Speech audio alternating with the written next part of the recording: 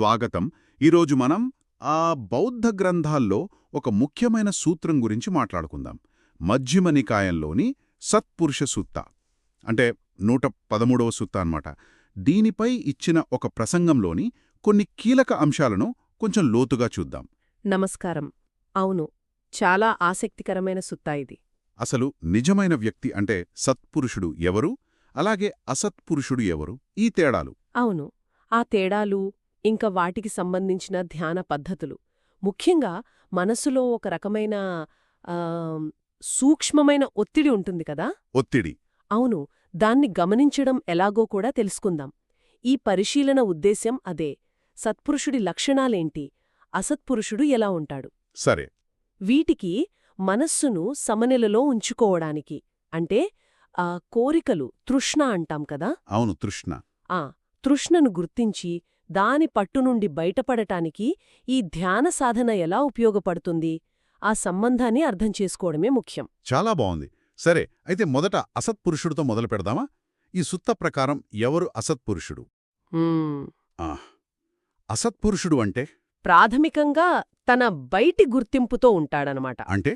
అంటే తను ఒక గొప్ప కుటుంబం నుంచి వచ్చానని, బాగా పేరున్నా, డబ్బున్నా లేదా పలుకుబడి ఉన్న కుటుంబమని గర్వపడతాడు. ఓ అలాగా. నేను ఇంత గొప్ప వంశం, కాని వీళ్లు కాదు అని తనను తాను పొగుడుకుంటూ ఉంటాడు. అదే సమయంలో ఇతరులను కొంచెం తక్కువ చేసి చూస్తాడు. అంటే దృష్టి అంతా బయట హోదాపైనే ఉంటుందన్నమాట. సరిగ్గా అంతే, బాహ్య హోదా. మరి సత్పురుషుడు, ఇతను ఎలా భిన్నంగా ఉంటాడు? పూర్తిగా వ్యతిరేకమా? అవును, పూర్తిగా భిన్నం. సత్పురుషుడి ఆలోచన వేరు. తను ఏమనుకుంటాడంటే ఊరికే గొప్ప కుటుంబంలో పుడితే సరిపోదు. సరే. దానివల్ల లోభం, ద్వేషం, మోహం, అంటే రాగం, దోషం, మోహం ఇవన్నీ పోవుతదా. నిజమే. కాబట్టి ఎవరు ఏ కుటుంబం నుంచి వచ్చినా పర్లేదు, ఎవరు ధర్మమార్గంలో నడిస్తే, ఎవరు మంచిగా ప్రవర్తిస్తే వాళ్లే అసలైన గౌరవానికి అర్హులు, వాళ్లనే ప్రశంసించాలి. అంటే పుట్టుక కాదు, ఆచరణ ముఖ్యమని నమ్ముతాడు. ఖచ్చితంగా ఆచరణ, నడవడిక వీటికి విలువిస్తాడు. తన నేపథ్యం చూసి గర్వపడడు, ఇతరులను కించపరచడు. ఇక్కడ అసలు మార్పేంటంటే దృష్టి బయటి హోదానుంచి లోపలి ప్రవర్తన వైపు మళ్లడం. చాలా స్పష్టంగా ఉంది. అయితే ఈ బాహ్య హోదా గురించే కాదు, కొన్నిసార్లు మనం, అంటే ఆధ్యాత్మిక మార్గంలో ఉన్నవాళ్లు కూడా సాధించిన విజయాల పట్ల గర్వపడొచ్చు కదా. అవును, ఇది చాలా చాలా ముఖ్యమైన పాయింట్. అది కూడా అసత్పురుష లక్షణమే అవుతుందా? అవుతుంది.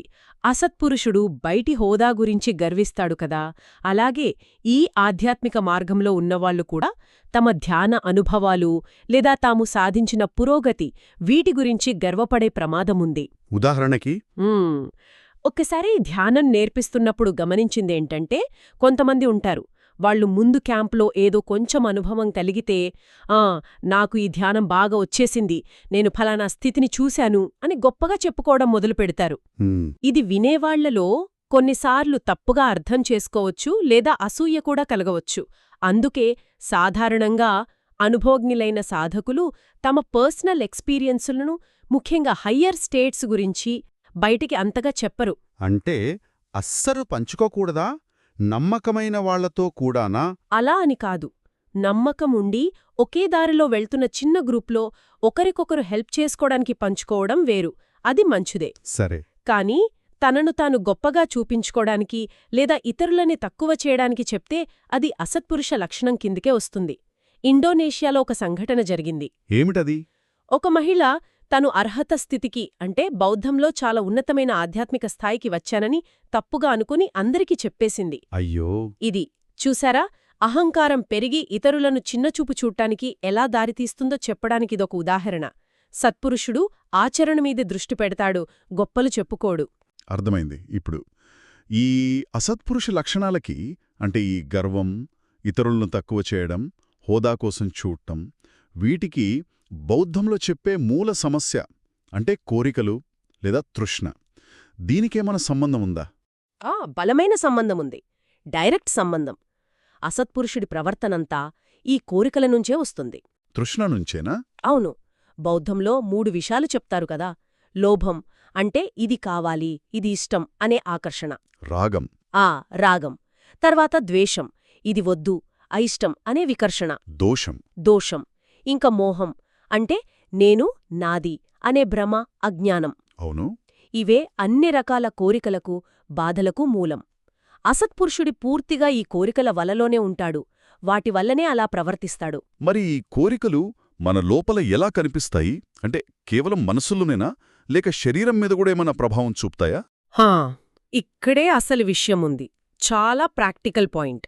ఈ కోరికలు ముఖ్యంగా ఇది కావాలి లేదా ఇది వద్దు అనే రియాక్షన్స్, అవి మనసులోనే కాదు, మన శరీరంలో కూడా ఒక స్పష్టమైన ఫీలింగ్ని కలిగిస్తాయి.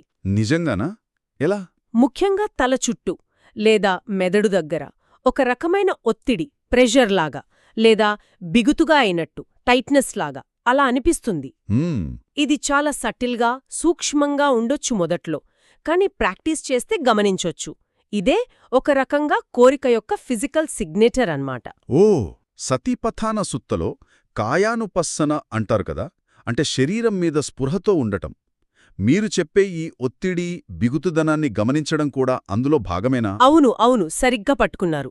కాయానుపసన అంటే కేవలం శరీరాన్ని చూడటం కాదు, మనస్సుకి శరీరానికి మధ్య ఉన్న ఆ లింక్ని అర్థం చేసుకోవడం. ఓకే. ముఖ్యంగా మన మెంటల్ స్టేట్స్, కోరికలు, ఎమోషన్స్ శరీరంలో ఎలా రిఫ్లెక్ట్ అవుతున్నాయో గమనించడం. మీరన్నట్టు ఈ ఒత్తిడి, బిగుతుదనాన్ని గుర్తించడం కాయానుపసనలో చాలా కీలకమైన భాగం. మరే విశ్రాంతి గురించి చెప్పారు కదా, దాని పాత్ర ఏంటిక్కడ? రిలాక్సేషన్. రిలాక్సేషన్ చాలా ముఖ్యం. ఎందుకంటే శరీరం, మనస్సు రెండూ కనెక్ట్ అయి ఉంటాయి. అవును. శరీరాన్ని రిలాక్స్ చేస్తే మనస్సు ప్రశాంతపడుతుంది, మనసును రిలాక్స్ చేస్తే శరీరం తేలికపడుతుంది. ఆ తలలో వచ్చే ఒత్తిడిని, బిగుతుతనాన్ని గుర్తించి దాన్ని రిలాక్స్ చేయడమే ఆ కోరిక పట్టుని వదిలించడానికి మొదటి అడుగు. ఈ ఒత్తిడి, బిగుతుదనం ఇది ఎప్పుడు మొదలవుతుంది? అంటే దేని తర్వాత? దీని ప్రభావమేంటి? మామూలుగా అయితే మనకి ఏదైనా ఒక అనుభూతి, వేదన అంటాం కదా, సుఖం, దుఃఖం లేదా రెండూ కానిది, తటస్థం. అవును. అది కలగగానే దాదాపు అదే క్షణంలో ఈ ఒత్తిడి లేదా బిగుదుదనం మెదడు దగ్గర మొదలవుతుంది. చాలా ఫాస్ట్గా జరుగుతోంది. ఓ, వెంటనేనా? అవును. దీని తర్వాతే ఆ ఫీలింగ్కి రియాక్షన్గా ఆలోచనలు రావడం, ఇది నాకు ఇష్టం లేదా అయిష్టం అని, అభిప్రాయాలు, మనసులో కథలు అల్లుకోవడం, గతంలో ఇలా అయ్యింది, ఫ్యూచర్లో ఇలా అవ్వాలి అని. తర్వాత భావోద్వేగాలు, కోపం, భయం, సంతోషం ఇవన్నీ వస్తాయి. ఇవే మనల్ని కర్మలు చేయడానికి, అంటే బాధకు దారితీసే పనులు చేయడానికి మోటివేట్ చేస్తాయి. కాబట్టి ధ్యానంలో ఏం చెయ్యాలంటే ఈ ఒత్తిడి, బిగుతుదనాన్ని అది మొదలైనప్పుడే ఆ ఆలోచనలు, ఎమోషన్స్ పెరిగి పెద్దవి కాకముందే గుర్తించాలి. దీన్ని గుర్తించడం కొంచెం కష్టమేమో. ఏదైనా సహాయపడిందా మీకు? ఆ బయోసర్క్యూట్ పరికరం గురించేదో అన్నారు. అవును. ఆ బయోసర్క్యూట్ పరికరం వాడకం ఒక మంచి ఎగ్జాంపుల్. అది శరీరంలో చాలా సూక్ష్మమైన మార్పులను కూడా, ఎనర్జీ ఫ్లోస్ని గుర్తించగలదు. ఓకే. దాన్ని హెల్ప్తో ఒక ఆలోచన రావడానికి ముందు లేదా ఒక ఫిజికల్ సెన్సేషన్ వచ్చినప్పుడు తలలో ఆ టైట్నెస్ ఏర్పడటాన్ని చాలా క్లియర్గా గమనించగలిగాను. అప్పుడర్థమైంది, ఇది ఊరికే ఊహ కాదు, నిజంగా జరిగే ప్రాసెస్ అని. ఓ, పోయందు. ఆ అనుభవం ఆ సూక్ష్మమైన ఒత్తిడిని గుర్తించే సెన్సిటివిటీని పెంచింది. మనస్సు, శరీర సంబంధాన్ని ఇంకా బాగా అర్థమయ్యేలా చేసింది. దాని తర్వాత ఆ తలలోని బిగుతుదనాన్ని వదిలేయడం, అంటే రిలాక్స్ చేయడం ఎంత ముఖ్యమో ఇంకా స్పష్టమయ్యింది. బావుంది. సరే, ఇప్పుడు ఈ ఒత్తిడిని లేదా బిగుతుదనాన్ని గుర్తించాం. తర్వాత ప్రాక్టికల్గా ఏం చేయాలి? మీరొక ప్రాసెస్ గురించి చెప్పారు కదా ప్రసంగంలో, దాన్ని కొంచెం వివరిస్తారా? తప్పకుండా. ప్రతి ఆలోచనతో, ప్రతి అనుభూతితో ఈ సటిల్ ప్రెషర్, టైట్నెస్ ఉంటుందని గుర్తించడం ఫస్ట్ స్టెప్. సరే. దీన్ని గుర్తించాక ఏం చెయ్యాలి? కొన్ని స్టెప్స్ ఉన్నాయి. ప్రసంగంలో 6R అన్నారుగాని ఇక్కడ ముఖ్యమైనవి 5 చూద్దాం. 1. గమనించండి, రికగ్నైజ్. మనసులో కొంచెం అలజడి, చంచలత్వం లేదా ఆ ఒత్తిడి, బిగుతుదనం మొదలవడానే వెంటనే దాన్ని గుర్తించండి. మనస్సు కొంచెం పక్కకు వెళ్ళినట్టు అనిపించవచ్చు. Okay, recognize. 2. విశ్రాంతి, రిలాక్స్. గుర్తించిన వెంటనే ఆ ఒత్తిడిని, ఆ బిగుతుదనాన్ని ముఖ్యంగా తల, ముఖం, బ్రెయిన్ ఏరియాలో బాగా విశ్రాంతిపరచండి. ఇది అన్నిటికన్నా ఇంపార్టెంట్ స్టెప్. ఎందుకని? ఎందుకంటే ఈ రిలాక్స్ చేయడం ద్వారానే మనం ఆ కోరికను, క్రేవింగ్ని, ఆ నేను అనే అహంకారం పట్టుని వదులుతున్నాం. 3. వదిలేయండి, ఉండనివ్వండి. రిలీజ్, లెట్గో. ఆ వచ్చిన అనుభూతినిగాని, ఆలోచననుగాని పట్టుకోకండి. దానితో ఫైట్ చెయ్యొద్దు. అది వచ్చి పోవడానికి వదిలేయండి. దాన్ని అణిచేయాలని చూడొద్దు. Just let it be. అవును. 4. చిరునవ్వు, స్మైల్. పెదవుల మీద ఒక చిన్న, తేలికపాటి నవ్వు తీసుకురండి. ఇదేదో బలవంతంగా నవ్వడం కాదు, మనసులో ఒక తేలికదనం, ఒక బాయన్సీ తీసుకురావడం. Okay, smile. దానివల్ల? ఇది మన స్పృహను, మైండ్ఫుల్నెస్ను షార్ప్గా ఉంచుతుంది. నవ్వుతున్నప్పుడు మనసు తేలిగ్గా ఉంటుంది. ఏదైనా భారంలాంటి అడ్డంకి వస్తే దాన్ని ఈజీగా గుర్తించొచ్చు. మంచి పాయింట్. 5వది. రిలాక్స్డ్ అయిన, క్లియర్గా, తేలిగ్గా ఉన్న మనస్సును మళ్లీ సున్నితంగా మీ ధ్యాన వస్తువు ఏదైతే అది శ్వాస కావచ్చు లేదా మైత్రి భావన కావచ్చు దానిమీదకి తీసుకురండి. అయ్యో మళ్ళీ పక్కకు వెళ్ళింది అని తిట్టుకోకుండా జస్ట్ మళ్ళీ తీసుకురండి. అంతే. మీరు విశ్రాంతి, చిరునవ్వు వీటి ప్రాముఖ్యతను బాగా చెప్పారు. మామూలుగా ధ్యానమంటే చాలా సీరియస్గా, గంభీరంగా చేయాలి అనుకుంటారు కదా చాలామంది. అది చాలా కామన్ అపోహ. నిజానికి ధ్యానం చేసేటప్పుడు కొంచెం తేలికగా, లైట్ హార్టెడ్గా ఉండటం చాలా హెల్ప్ చేస్తుంది. అలాగా? అవును. మరీ సీరియస్నెస్, నేనిది సాధించేయాలి అనే తీవ్రమైన ప్రయత్నం, స్ట్రైవింగ్ అంటాం కదా, ఆ ఒత్తిడి, ఇవే పెద్ద అడ్డంకులు. కొందరు నేను త్వరగా జ్ఞానోదయం పొందాలి అని మరీ సీరియస్గా ట్రై చేస్తూ ఉంటారు. కాని ఆ కోరికే, ఆ ప్రయత్నమే వాళ్ళని వెనక్కి లాగుతుంది. ధ్యానం అనేది బలవంతంగా చేసే యుద్ధం కాదు. సరైన కండిషన్స్ అంటే relaxation, smile, continuous awareness, letting go ఇవన్నీ కలిస్తే అది న్యాచురల్గా జరుగుతుంది. కాబట్టి తేలికగా ఉండాలి, ప్రాసెస్ని ఎంజాయ్ చెయ్యాలి. అర్థమైంది. మరి ధ్యానంలో మనకి సహజంగా వస్తాయి కదా అడ్డంకులు, హిండ్రెన్సెస్ అంటారు. అంటే మనసు పక్కకి వెళ్లడం, నిద్ర రావడం, కోరికలు, చిరాకు ఇలాంటివి. వాటిని ఎలా చూడాలి? మంచి ప్రశ్న అడిగారు. బౌద్ధ పరిభాషలో వీటిని నీవరణాలు అంటారు. ఇవి వస్తే మనం ఫెయిల్ అయ్యామని అస్సలు అనుకోకూడదు. కాదా? కాదు. నిజానికి అవి మనకు టీచర్స్ లాంటివి. సాక్షాత్తు బుద్ధుడు కూడా జ్ఞానోదయానికి ముందు రాత్రి ఇలాంటి అడ్డంకులను చాలా తీవ్రంగా ఎదుర్కొన్నాడు. ఈ అడ్డంకులేం చేస్తాయంటే మనకి ఎక్కడ అటాచ్మెంట్ ఉందో, ఎక్కడ ఇంకా వదిలేయాల్సినవి ఉన్నాయో క్లియర్గా చూపిస్తాయి. వాటిని గమనించడం, వాటికి రియాక్ట్ అవ్వకుండా ఉండడం, ఇదే మన మైండ్ఫుల్నెస్ని, ఈక్వామిటీని, సమతుల్యతను పెంచుతుంది. అంటే వాటితో ఫైట్ చేయడం, వాటిని అణిచేయాలని చూడటం కరెక్ట్ కాదంటారా? ఈ ఆలోచన పోవాలి అని. అవి ఇంకా స్ట్రాంగ్ అవుతాయి. మనం వాటికి ఎనర్జీ ఇచ్చినట్టు అవుతుంది. మరి ఏం చేయాలి? కరెక్ట్ ప్రాక్టీస్ ఏంటంటే అవి వచ్చినప్పుడు వాటిని గమనించండి, వాటి వల్ల కలిగే ఆ ఒత్తిడిని రిలాక్స్ చేయండి, వాటిని అలా ఉండనివ్వండి, లెట్ గో. చిన్న నవ్వుతో తేలికదనం తెచ్చుకోండి, స్మైల్. మళ్ళీ మీ ధ్యాన వస్తువు మీదికి దృష్టిని మళ్లించండి, రిటర్న్. చూసారా అవే స్టెప్స్? అవును, అవే స్టెప్స్.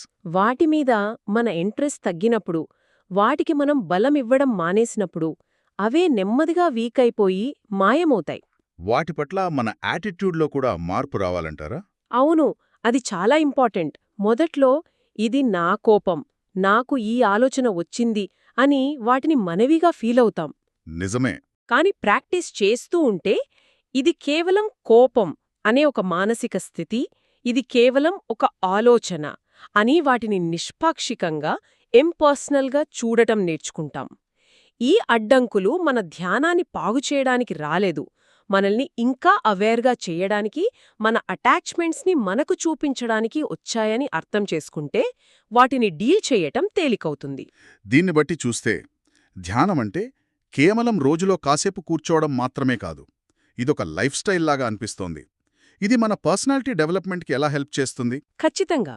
ధ్యానం అనేది కంటిన్యూస్ ప్రాక్టీస్. కూర్చుని చేసేది ఒక ట్రైనింగ్ లాంటిది. ఆ స్కిల్ని మనం రోజంతా వాడాలి. రోజంతా? అవును. నడుస్తున్నప్పుడు, పనిచేస్తున్నప్పుడు, ఇతరులతో మాట్లాడుతున్నప్పుడు ఎప్పుడు మనసులో ఆ ఒత్తిడి, బిగుతుదనం వస్తోందో గమనిస్తూ ఉండాలి, దాన్ని వదిలేస్తూ ఉండాలి. ఈ నిరంతర సాధన వల్ల మనలో ఉపేక్ష, ఈక్వానమిటీ పెరుగుతుంది. ఉపేక్ష. అంటే జీవితంలో లాభనష్టాలు, సుఖదుఖాలు, పొగడ్తలు, నిందలు వీటికి మరీ ఎక్కువగా రియాక్ట్ అవ్వకుండా ప్రశాంతంగా ఉండగలిగే కెపాసిటీ పెరుగుతుంది. మరి ఆ కోరికలను, అహంకారాన్ని పెంచే ఒత్తిడిని వదిలేయడం నేర్చుకుంటే వ్యక్తిత్వంలో ఎలాంటి పాజిటివ్ చేంజెస్ వస్తాయి? ఆ సూక్ష్మమైన ఒత్తిడిని గుర్తించి రిలాక్స్ చేయటం నేర్చుకున్న కొద్దీ అది ఆ క్రేవింగ్ని, నేను అనే ఈగో ఫీలింగ్ని నెమ్మదిగా వదులుతుంది. హ్మ్, దానివల్ల సహజంగానే మనలో దయ, కైండ్నెస్, కరుణ, కంపాషన్, ఇతరులకు ఇవ్వాలనే గుణం, జెనరాసిటీ ఇవి పెరుగుతాయి. ఇతరుల పట్ల ఓర్పు, సహనం పెరుగుతాయి. అన్నిటికన్నా ముఖ్యంగా మనల్ని మనం జడ్జ్ చేసుకోవటం, సెల్ఫ్ క్రిటిసిజం తగ్గుతుంది. అది చాలా మందిలో ఉంటుంది కదా. అవును, చాలాసార్లు మన బాధకి మనమే కారణం. మనల్ని మనం అంగీకరించలేక మనల్ని మనం తిట్టుకుంటూ ఉంటాం. స్వీయ కరుణ, సెల్ఫ్ కైండ్నెస్ గురించి కూడా చెప్పారు కదా. అది ఎంత ముఖ్యం? ఆ చాలా చాలా అవసరం. మనల్ని మనం అర్థం చేసుకోవటం, మన తప్పుల పట్ల, బలహీనతల పట్ల కఠినంగా కాకుండా దయతో ఉండటం, హ్మ్, వాటినుంచి నేర్చుకోవటం, ఇదే సెల్ఫ్ కైండ్నెస్. బుద్ధుడేమన్నారంటే, తనను తాను నిజంగా ప్రేమించే వ్యక్తి ఇతరులకు హాని చెయ్యడు. బావుంది. మనమీద మనకు దయ, కరుణ ఉంటే ఆ దయ, కరుణ నాచురల్గా ఇతరుల వైపు కూడా వెళ్తాయి. మనమిచ్చే దయ మనకే తిరిగి వస్తుంది. ఇది బలవంతంగా తెచ్చుకునేది కాదు, లోపల నుంచి సహజంగా వచ్చే మార్పు. ఈ సాధనలో హెల్ప్ అయ్యే కొన్ని ప్రాక్టికల్ టిప్స్ ఏమైనా ఉన్నాయా? 2 ముఖ్యమైనవి చెప్తాను. 1 నడక ధ్యానం, walking meditation. Okay, walking meditation. ముఖ్యంగా 1 గంట పైన కూర్చుంటే తర్వాత నడక ధ్యానం చేయడం చాలా మంచిది. కనీసం 20-30 నిమిషాలు నడవాలి. కొంచెం ఫాస్ట్గా నడవాలి. చూపులు కిందకి ఉంచి పాదాల కదలిక మీదో లేక మైత్రీభావన మీదో ఏదో ఒక ధ్యాన వస్తువు మీద దృష్టి పెట్టాలి. ఇది శరీరంలో స్టాగ్నేషన్ని పోగొట్టి ఎనర్జీ, బ్లడ్ సర్క్యులేషన్ని ఇంప్రూవ్ చేస్తుంది. కూర్చుని చేసే ధ్యానానికి కూడా హెల్ప్ అవుతుంది. సరే, రెండోది సమస్య పరిష్కార ఆలోచనలను వదిలేయడం. చాలామంది ధ్యానంలో కూర్చుని ఏం చేస్తారంటే తమ పర్సనల్ ప్రాబ్లమ్స్ గురించి ఆలోచిస్తారు, వాటికి సొల్యూషన్స్ వెతుకుతారు. అవును, అలా జరుగుతుంది. అది ధ్యానం కాదు, అది కేవలం ఆలోచించడం. పైగా ఈ రకం ఆలోచన నేను ఈ సమస్యను సాల్వ్ చేస్తున్నాను అనే ఈగోని పెంచుతుంది, ఇంకా ఒత్తిడిని, బాధను కలిగిస్తుంది. ధ్యాన సమయంలో ప్రాబ్లమ్స్ గురించి ఆలోచించడం పూర్తిగా ఆపేయండి. మరి ఎప్పుడు ఆలోచించాలి? ఆ ప్రాబ్లం నిజంగా ఎదురైనప్పుడు ఆ క్షణంలో ఉన్న క్లారిటీతో, బ్యాలెన్స్తో దాన్ని డీల్ చేయొచ్చు. ధ్యానం అనేది ఆలోచించే టైం కాదు, మనసును గమనించే, శుద్ధి చేసుకునే టైం. ఇది చాలా ఉపయోగపడే సలహా. ఎందుకంటే మనసు వెంటనే సమస్యల చుట్టూ తిరుగుతోంది కదా. అవును, మనస్సుకి కథలల్లడం, అనాలిసిస్ చేయడం ఇష్టం. వాళ్ళు అలా అన్నారు, నేనిలా అనాలి, ఫ్యూచర్లో ఇలా అయితే ఎలా? ఇదంతా కేవలం మెంటల్ ఎక్సర్సైజ్, నిజమైన సొల్యూషన్ ఇవ్వదు, టెన్షన్ పెంచుతుంది. ఈ ఆలోచనల వల్ల వచ్చే ఒత్తిడిని గుర్తించి రిలాక్స్ అయ్యి లెట్గో చేయడం నేర్చుకోవాలి. అద్భుతం. ఈరోజు మనం సత్పురుష సుత్త ఆధారంగా ఒక నిజమైన వ్యక్తికి, అసత్య వ్యక్తికి మధ్య తేడా ఏంటి అని చూసాం. వాళ్ల దృష్టి అంటే ఆచరణ మీదుందా లేక బయటి హోదా మీదుందా, అలాగే కోరిక, అహంకారంతో వాళ్లకున్న సంబంధం వీటిపై ఆధారపడి ఉంటుందని బాగా అర్థమైంది. అవును, ఇంకా ప్రాక్టికల్గా ధ్యానంలో ఆ కోరికకు ఫిజికల్ రూపమైన ఒత్తిడి, బిగుతుదనాన్ని గుర్తించడం, దాన్ని రిలాక్స్ చేయడం ద్వారా వదిలేయడం, పోరాడకుండా ఉండనివ్వడం, చిరునవ్వుతో తేలికదనం పెంచుకోవడం, విమర్శించకుండా దృష్టిని మళ్లీ ధ్యాన వస్తువుపైకి తీసుకురావడం. ఈ ప్రాసెస్ ఎంత పవర్ఫుల్లో తెలిసింది. సీరియస్నెస్ కన్నా లైట్నెస్ ముఖ్యమని, సాధనను రోజంతా కొనసాగించడం కీలకమని అర్థమైంది. ముగింపుగా ఒక్క విషయం ఆలోచించడానికి వదిలేద్దాం. మనస్సు, శరీరంలో కలిగే ఆ సూక్ష్మమైన ఒత్తిడి, బిగుతుదనాన్ని గమనించడం, అది కోరిక పట్టును, నేను అనే భ్రమను వదిలించుకోవడానికి ఒక కీ అని చూశాం కదా. అవును. మరి కేవలం ధ్యానంలో కూర్చున్నప్పుడే కాదు, మన డైలీ లైఫ్లో ఇతరులతో మాట్లాడుతున్నప్పుడు, ఏదైనా సిచ్యువేషన్కి రియాక్ట్ అయ్యే ముందు మన లోపల ఆ స్పెసిఫిక్ ఫీలింగ్, ఆ ఒత్తిడి లేదా బిగుతుదనం వస్తోందేమో అని కావాలని కేవలం సాక్షిగా గమనిస్తూ ఉంటే, దాన్ని మార్చాలని, అనచాలని ఏమీ ప్రయత్నించకుండా కేవలం ఆ ఫీలింగ్ని గమనించడం ద్వారాని మన గురించి, మన రియాక్షన్స్ గురించి ఎలాంటి కొత్త విషయాలు తెలియొచ్చు. ఈ ప్రశ్నతో ఈనాటి మన చర్చను ముగిద్దాం. ఆలోచించండి.